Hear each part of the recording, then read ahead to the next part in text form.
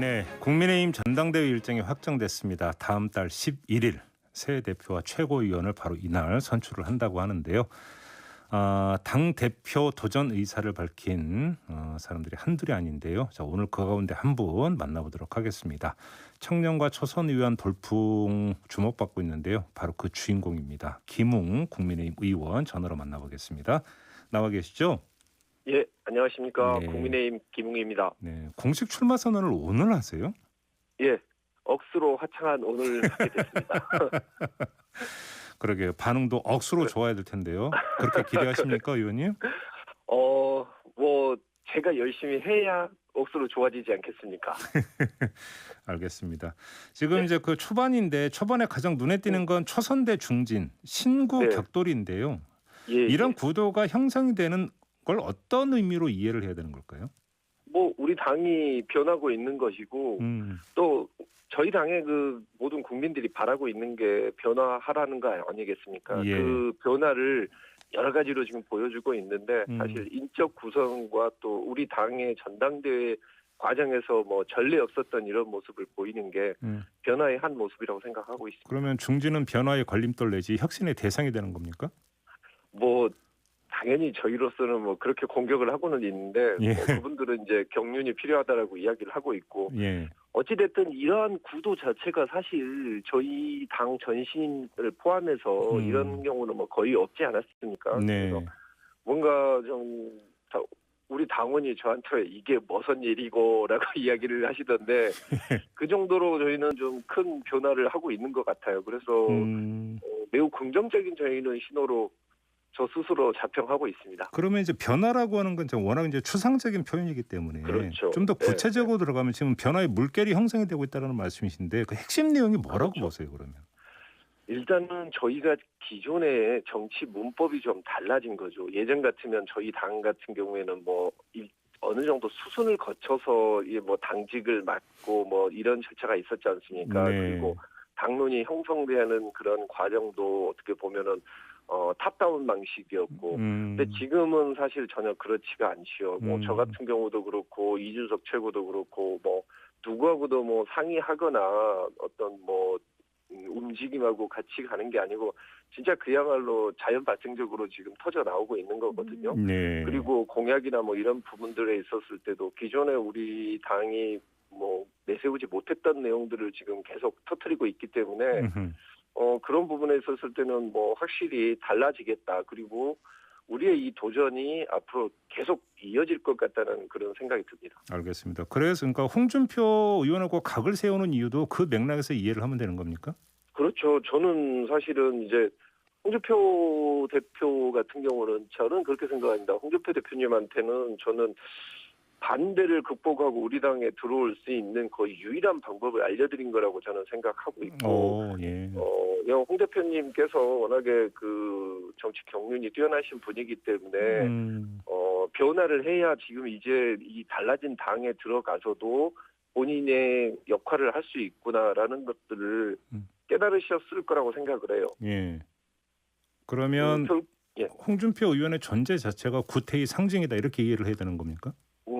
그건 아니죠. 어차피 그렇게 따지고 보면은 저희가 뭐 초선이 아니고 초선이나 뭐 신진 그룹이 아니면 전부 다 구태다 뭐 이렇게 볼 건 아닌 것 같습니다. 예. 그러면은 뭐 저희가 내세우는 것은 무조건 다 옳은 건 아니죠. 서로 특장점들이 있는 거죠. 네. 뭐 그쪽에서는 저희한테 경륜이 좀 부족하다. 그리고 넓게 보는 시야가 부족하다. 뭐 이렇게 이야기를 하면 그 부분은 저희가 고칠 수가 있는 것이고 네. 반대로 여보세요? 좀 예. 잠깐 아무래도 끊어졌어. 예, 말씀하세요. 선배들이 변화에 대해서 좀 아무래도 둔감하고 그리고 어떻게 보면은 공감 능력 부분을 좀 더 키워주시라라고 요구를 하는 거죠. 그런 것들을 서로 이제 뭐 그런 각자의 약점을 잘 보완을 하면 서로가 이게 좀 더 커 나가지 않겠습니까? 지금 공감 능력이라고 말씀하셨는데 그러면 홍준표 의원이 지금 민심의 흐름을 전혀 못 읽고 흰소리하고 있다 이런 말씀이십니까? 그것보다는 이제 우리 당 같은 경우에 가장 약한 부분은 이런 거거든요. 진짜 어려운 사람들이 국민의힘은 내 삶에 대해서는 별 관심이 없다라고 생각하는 부분들이 많죠. 그리고 그런 예. 이야기들이 사실은 뭐 본심과 다르게 몇 마디 말 가지고 그런 인식이 확대돼 버리는 그런 것들이 있습니다. 그게 이제 사실 막말이랄지 아니면은 뭐 약한 사람들에 대한 그런 어떤 멸시 뭐 이런 느낌을 주는 거죠. 근데 이제 그런 것들을 좀 주의하시고 원래 그분은 사실은 뭐 제가 뭐 홍준표 대표도 말씀하시지만 같이 밥도 먹고 운동도 같이 하고 정말 친한 사이였습니다. 그렇기 때문에 제가 그런 이야기도 할 수 있는 거죠. 알겠습니다. 그래서 그런 부분들은 아마 고쳐주시고 그런 부분은 좀 더 업그레이드 되셔서 뭐 그러고 나타나시면은 정말 강력한 그런 또 정치인이 되시지 않을까 그렇게 그러면 생각합니다. 다시 확인 차원에서 그럼 지금 마지막으로 이걸 여쭤볼게요. 업그레이드를 주문을 하셨는데 그럼 네네. 업그레이드가 됐나 안 됐나를 확인하는 그 징표는 뭐가 되는 겁니까? 일단은 본인이 예전에 했던 이야기들 중에 저는 뭐 다른 말보다는 네. 소외된 계층에 대해서 좀 함부로 이야기하신 부분에 대해서 쿨하게 한번 사과 한번 해주셨으면 좋겠어요. 그 그러니까 말씀이시군요. 뭐 옛날에 뭐 나이 어린 여성이나 아니면은 뭐 저 경비 노동자한테 그때 미안했다. 나 앞으로 안 그럴게 지켜봐 달라. 죄송하다. 뭐 이렇게 쿨하게 한번 할 수도 있는 거 아닙니까? 이제 그걸 주문하시는 거군요. 예, 알겠습니다. 예. 때아니 지금 산이 등장하고 있는 거 아시죠? 에베레스트까지 등장한 거. 예, 이게 이제 예. 물론 비유적 표현인데 좀 그 예, 외람되지만 굳이 해석을 하자면 의원님을 두고 아직 깜냥은 아니지 않느냐 이런 취지의 주장인 것 같은데요. 어떤 말씀 주시겠습니까? 뭐 저는 에베레스트로 올라갈 생각이 없습니다. 저는 우리 당을 네. 정말 진짜 오늘 제가 그 출마 선언문에서도 담을 것인데 네. 저는 우리 당이 에베레스트 올라가는 그런 게 아니고 제가 당대표가 되면 그냥 얼마 전에 철판에 깔려 죽은 그런 그 노동자가 있는 현장 이선호 씨. 그리고 콜 기다리면서 삼각김밥 먹고 있는 그런 대리기사들 그 옆으로 가는 게 맞다고 생각하지 저는 뭐 에베레스트를 올라갈 능력도 아니고 없고 또 그럴 의사도 없습니다. 그러시고요. 자, 이 점을 좀 여쭤볼게요.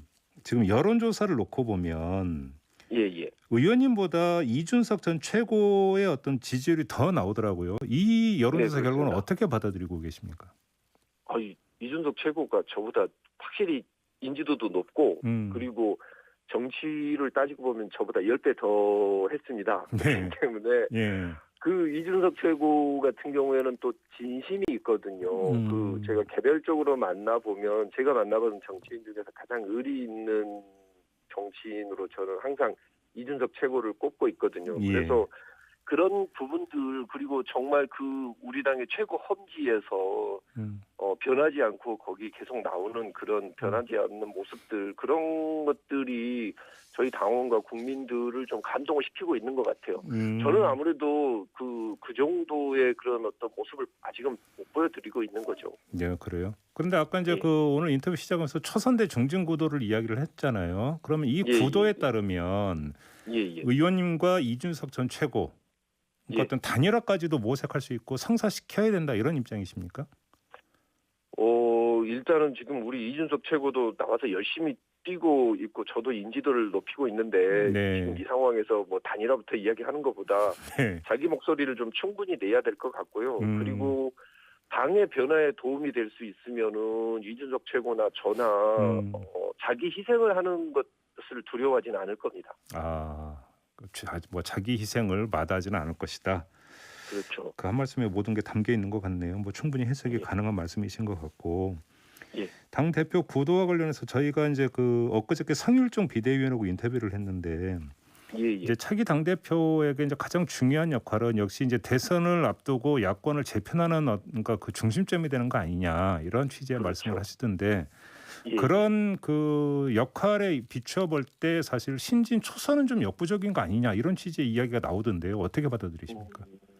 뭐 지금 그러면은 신진이 아닌 분들이 당에서 그 뭐 예를 들면 당 통합을 하는 부분에 있었을 때 잘 해왔는지 부분을 한번 좀 저는 궁금하고요. 예. 그 지금 사실은 밖에 계시는 분들, 예를 들면 지금 그 경륜이 많으신 분이 있었지만 국민의당과의 합당에서는 결국 실패로 돌아갔지 않았습니까? 근데 다시 한번 또 그 경륜이 많으신 분한테 또 한번 맡겨볼 필요가 있을까요? 오히려 더 당이 새롭게 변하는 모습을 보이면 바깥에 계신 분들이 들어올 만한 그런 여지하고 대의 명분은 더 커진다고 저는 생각합니다. 잠깐만요. 의원님 그러면 지금 국민의당과의 합당은 완전한 실패로 규정을 하시는 겁니까? 끝난 걸로 보시는 거예요? 아니죠. 아직까지는 안 됐죠. 네. 그러니까 그 전에는 사실은 2, 3주 전에 3주 전에 이미 될 것이다라고 이야기를 했지만 아직까지 안 된 거죠. 그러니까 합당이 언제 되느냐 안 되냐를 그러니까 성공 실패는 아니지만 예. 지금까지는 못 하고 있는 것은 사실이라는 거죠. 예, 물론 그렇긴 하죠. 예. 그 의원님께서 차기 야권 대선 주자를 언급을 하면서 원희룡, 유승민, 윤석열 이 세 사람을 예. 꼽았던데 예. 안철수 이름은 없더라고요. 왜 빼셨어요? 그분은 지금 단분당 후보시고 두 분은 나머지 두 분은 저희 당 후보시고 한 분은 저희 당으로 제가 들어오실 거라고 늘 확신을 하고 있기 때문에 그 세 분만 이야기를 드린 겁니다. 근데 안철수 다른 당 대표도 후보 안철수 대표도 지금 합당 얘기는 아직은 진행형이니까 그러면.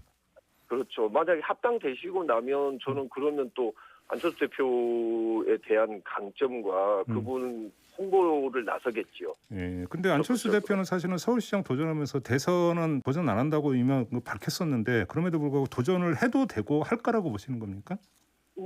아니 정치는 생물이라고 하지 않습니까? 그래서 저는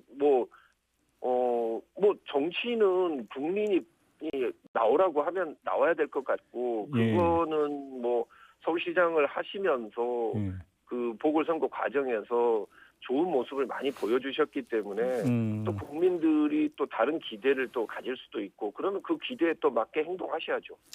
이 점을 여쭤볼게요. 이제 윤석열 전 총장 말씀을 잠깐 하셨는데 네. 이건 여러 차례 이제 의원님께서 말씀하신 것 같으니까 그냥 건너뛰고 요 점만 한번 뽑아서 질문드리고 싶은데요.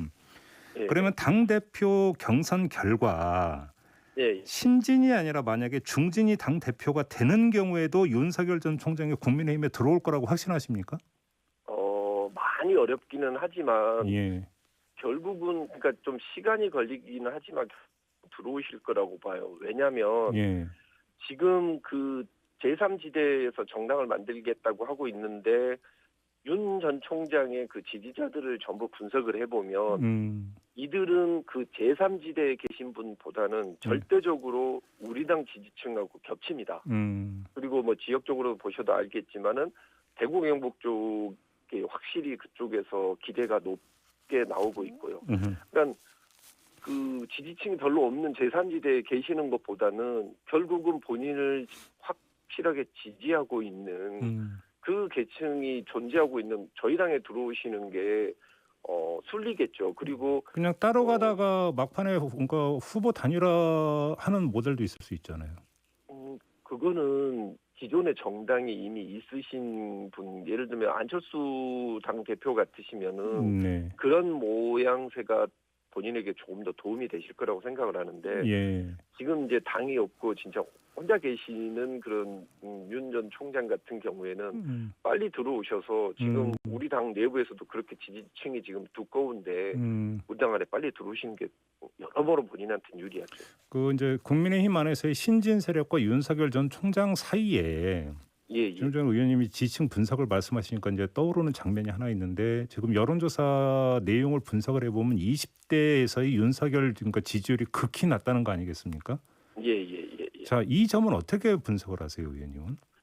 일단 20대 같은 경우에 지금 20대가 나타내고 있는 분노의 그 기저에 있는 것은 미래에 대한 불안입니다. 그러니까 20대에게 지금 가장 중요한 거는 일자리와 그리고 자기가 가정을 이룰 수 있는 집이거든요. 그러니까 그 문제를 해결해 주는 사람을 지금 바라고 있다는 거죠. 그러니까 윤 전 총장 같은 경우에는 그 문제에 대한 답을 반드시 내주셔야 돼요. 그러니까 공정과 정의라는 그런 가치 화두를 가지고는 계시지만 내 삶을 책임져 줄 수 있는 지도자인가라는 부분에 대해서는 아무래도 당의 힘으로 그걸 보완을 좀 해주셔야죠. 그렇다.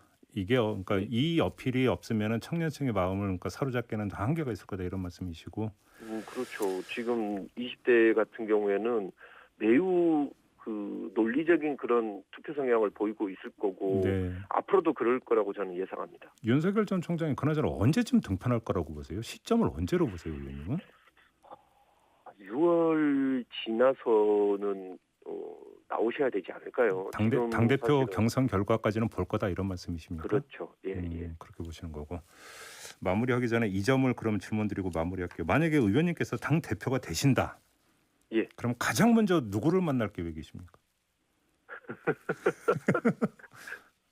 저는 제가 이제 그 생각을 했어요. 첫 번째 당 대표가 보여줘야 될 행보가 무엇인가라고 생각을 하는데 그렇죠. 현충원 이런 거 빼고. 네, 그거 빼고 예. 저는 저기 이스타항공 노조원 찾아갈 것 같아요. 왜요? 결국 우리 당이 보여줬고 앞으로 가야 될 방향은 노동과 환경과 복지라고 생각합니다. 아하, 그렇게 보시는 거군요. 예. 예. 알겠습니다. 자, 오늘 말씀 여기까지 드릴게요. 고맙습니다, 의원님. 예, 감사합니다. 네, 지금까지 국민의힘의 김웅 의원이었습니다.